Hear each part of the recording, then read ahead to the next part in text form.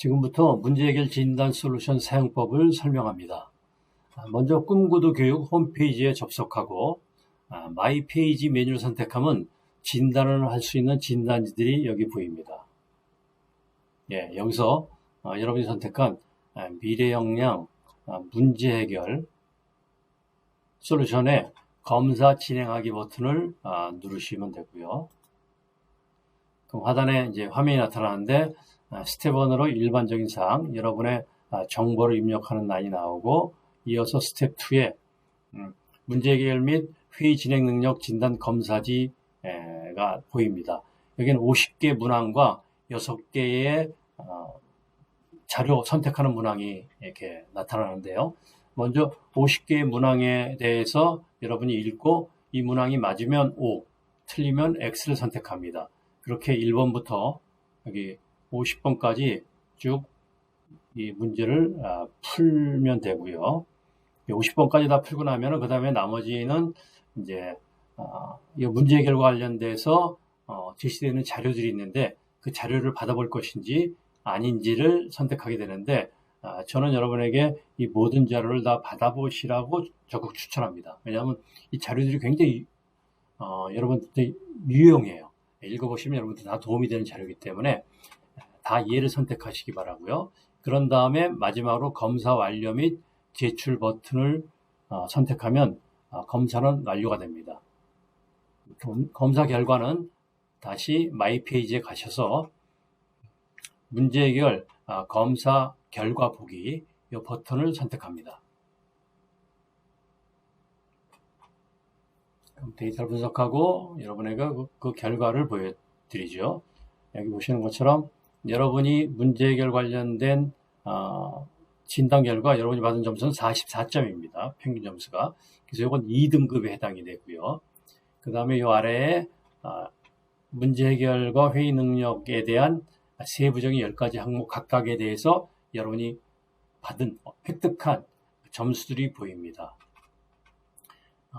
높은 점수는 여러분이 정답을 맞춘 거고, 낮은 점수는 정답을 잘 못 맞춘 거라고 보시면 돼요.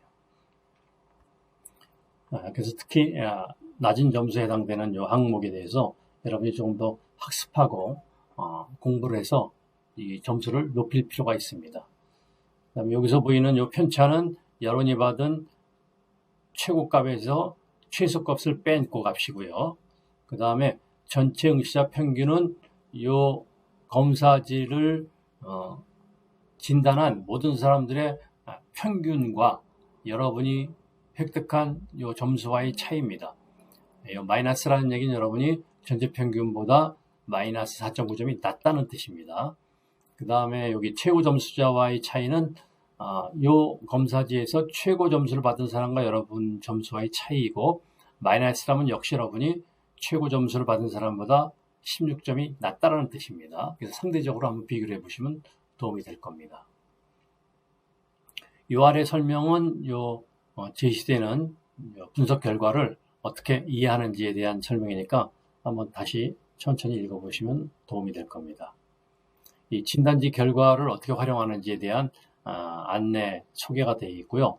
그 다음에 이 진단지는 이미 7년 전에 개발해서 제 고객사인 인류기업들이 이 진단지를 활용을 하고 있어요, 지금도.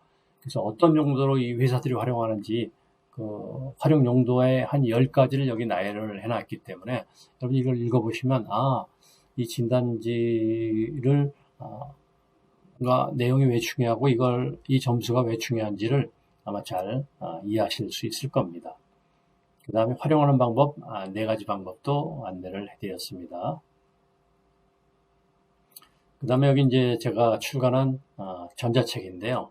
혹시 이제 문제 해결이나 회의 진행 역량에 대해서 좀 더 구체적인 자료 아니면 뭐 정보를 좀 참고하거나 읽고 싶다 하면 이 책 중에 이 퍼실리테이터, 회의 기술, 이런 것들이 이제 문제 해결과 회의 진행 기술에 대한 얘기니까 이 전자책을 참고하시면 도움이 될 겁니다.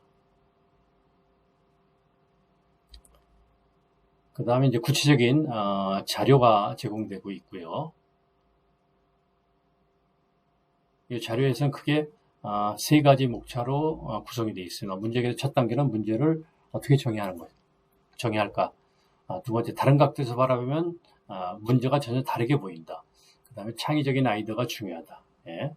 그래서 문제 해결이 왜 중요한지, 예. 문제 해결을 어떻게 하면 되는지, 그래서 문제 해결을 잘한 회사는 살아남고, 문제 해결을 잘 못하는 회사는 이제 사라지죠. 예. 그런 예를 보여드리고 있습니다. 여기 페이스북의 예랑, 그 다음에 싸이월드, 뭐 이런 회사들의 예를 제시하고 있으니까 한번 읽어보십시오. 도움이 될 겁니다. 그 다음에 문제 해결의 첫 단추는 문제를 정의하는 것이다. 문제는 머리 아프고 골치가 아프고 피해야 되는 것이 아니고요. 문제 정의는 현재 상태에서 여러분의 목표까지 가는 데 있어서의 이 사이 간격, 이 갭을 얘기를 해요. 그래서 현재 여러분에게 문제가 있다는 얘기는 이 갭이 존재한다는 얘기죠. 그건 다른 얘기도 뭐냐? 여러분들한테 목표가 있다는 뜻입니다. 만약에 여러분에게 문제가 없다. 그 얘기는 뭐냐? 여러분에게 목표가 전혀 없다는 뜻이에요. 그래서 문제가 없는 건 좋은 게 아닙니다. 문제가 있는 건 나쁜 게 아니고요. 새로운 목표가 있다는 뜻이니까 우리가 문제 잘 해결하면 그 목표를 여러분이 달성할 수 있게 되는 거죠. 그래서 문제를 좀 다른 시각으로 바라보고 이해하는 것이 중요합니다.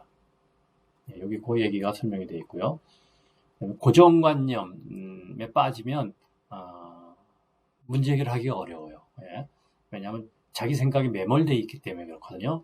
그런데 토마스 에디슨이 전구를 발명하기까지 1000번 이상의 실패를 했다고 하는데 이건 1000번 이상의 에디슨이 갖고 있던 고정관념을 깼다는 얘기거든요. 그럼 어떻게 에디슨은 이걸 깼는지 그 사례들을 제가 여기 제시를 하고 있으니까 한번 잘 읽어보십시오. 여러분들의 문제 해결에 굉장히 큰 도움이 될 겁니다. 근데 문제는 항상 여러분이 바라보는 각도, 방향으로만 보시면 문제 해결이 안 돼요. 그거보다는 전혀 새로운 각도로 그걸 바라봐야 되는데 그러면 새로운 각도로 바라볼 수 있는 방법은 뭐가 있느냐? 아주 효과적이고 다양한 질문을 던지는 거예요. 질문이 굉장히 중요합니다. 질문이 창의력에도 중요하고 문제 해결에도 중요하고 리더십에도 중요하고 소통에도 중요하고 굉장히 중요해요. 그래서 질문을 여러분이 잘 유념하고 학습할 필요가 있습니다. 특히 문제 해결을 할 때는 그 문제가 왜 나타나고 생겼는지 그것을 왜 해가지고 그 원인을 5가지를 묻는 5Why 기법. 이거 굉장히 효과적인 기법이거든요. 도요타 자동차에서 개발한 기법인데 이게 전 세계로 다 퍼져서 모든 기업들이 문제 해결할 때 이 5Why 기법을 사용하고 있습니다. 그 사용법이 있고요. 그 다음에 문제에는 2가지 문제가 있어요. 해결형 문제와 목표형 문제가 있고요. 해결형 문제는 현재 일어난 문제를 해결하는 거고 그래서 그걸 해결할 수 있는 정답을 찾는 것이고요. 목표형 문제는 현재 일어나지 않은 미래에 우리가 가고자 하는 새로운 목표를 목표형 문제라고 그래요. 그래서 이런 경우에는 최선의 답을 찾는 것이다 라고 이해하시면 되겠습니다. 여기 이제 문제 해결을 하고 창의적인 결과물을 얻기 위한 15가지 우리 생각, 사고법에 대한 내용들이 여기 좀 정리가 되어 있습니다. 그래서 15가지 문제 해결 사고법들을 제가 이걸 체계화하고 제가 만들어낸 사고법입니다. 15가지 사고법이. 거기에 대한 상세한 내용들이 설명이 되어 있으니까 이것도 차분하게 한번 읽고 좀 이해하시면 굉장히 도움이 될 거라고 보여집니다. 그래서 15가지 가사사고법까지 15가지 사고법에 대한 상세한 설명을 제시하고 있습니다. 그 다음에 창의성을 이끌어내는 리더들의 질문법. 리더들은 어떻게 질문을 해서 창의성을 이끌어낼까? 그래서 거기에 대한 자료들이 지금 제시되고 있고요. 그래서 창의성의 2가지 요소가 뭐가 있느냐? 거기에 대한 설명이 있으니까 한번 읽어보십시오. 창의성에서의 정의는 이 아이디어의 크기와 깊이가 있다. 얼마나 크고 얼마나 깊으냐. 그 다음에 또 다른 아이디어와 연결할 것이냐. 이건 물리적인 결합이고요. 또 다른 아이디어와 융합할 것이냐. 이건 화학적 결합을 이야기를 해요. 그래서 아이디어를 크기도 키우고 깊게 하는 것도 중요하고 그런 다음에 이어서 다른 아이디어와 물리적으로 연결하거나 화학적으로 융합하는 그러한 것들을 통해서 창의성이 커지고 문제 해결이 잘 될 수 있습니다. 그 다음에 문제 해결할 때는 항상 상대방이 있게 되는데 상대를 그럼 어떻게 설득해서 문제 해결을 할까? 이 경우에 설명하지 말고 질문을 해라. 그럼 왜 설명하지 말고 질문을 해야 되는지에 대한 그 이유, 근거를 여기 제가 상세하게 설명을 했습니다. 읽어보시면 여러분이 충분히 이해가 되시고 활용하는 데 큰 도움이 될 겁니다. 아이디어를 성장시키는 4가지 방법, 여기 글로 설명이 되어 있으니까 한번 잘 읽어보십시오. 그 다음에 창의성과 질문을 함께한다. 이 창의성 결국 문제 해결과도 같다는 얘기예요. 문제 해결을 한다는 얘기는 창의적인 결과를 만들어내는 것과 같기 때문에 그래서 창의성, 문제 해결은 질문과 함께한다. 왜일까에 대한 내용들, 어떻게 하면 될까? 그 설명들이 여기 나와 있습니다. 그럼 질문이 이렇게 중요하다고 그랬는데 질문을 통해서 얻을 수 있는 게 뭐가 있을까? 어떤 효과가 있나? 그 7가지로 제가 정리를 했습니다. 7가지 정리한 내용들도 한번 잘 읽어보시고 활용하시면 도움이 될 겁니다. 그 다음에 문제 해결을 잘하려고 그러면 다른 사람, 상대방과 소통도 잘해야 돼요. 그럼 특히 양방향 열린 소통이 중요한데 그럼 이런 양방향 열린 소통을 하려면 어떻게 하면 될까에 대한 설명을 여기에 제시했으니까 이것도 잘 읽어보시면 도움이 될 겁니다.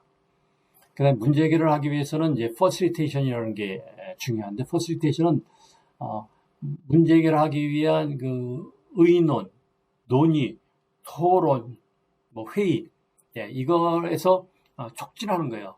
아이디어나 생각, 의견을 아주 많이 활발하게 적극적이고 자발적으로 내도록 만들어내는 그런 기술을 퍼실리테이션 기술이라고 그래요. 그래서 어떻게 퍼실리테이션 하면 좋은지에 대한 가이드들을 여기 설명을 하고 보여드리고 있습니다. 이것도 읽어보시면 도움이 될 것 같아요. 지금까지 문제 해결에 대한 설명을 쭉 드렸고요. 진단 결과를 어떻게 여러분이 분석하고 이해하고 활용하고 문제 해결에 대한 여러 가지 자료와 정보를 드렸고 이 내용들을 잘 읽고 이해하셔서 문제 해결하는데 잘 활용하시기 바랍니다. 감사합니다.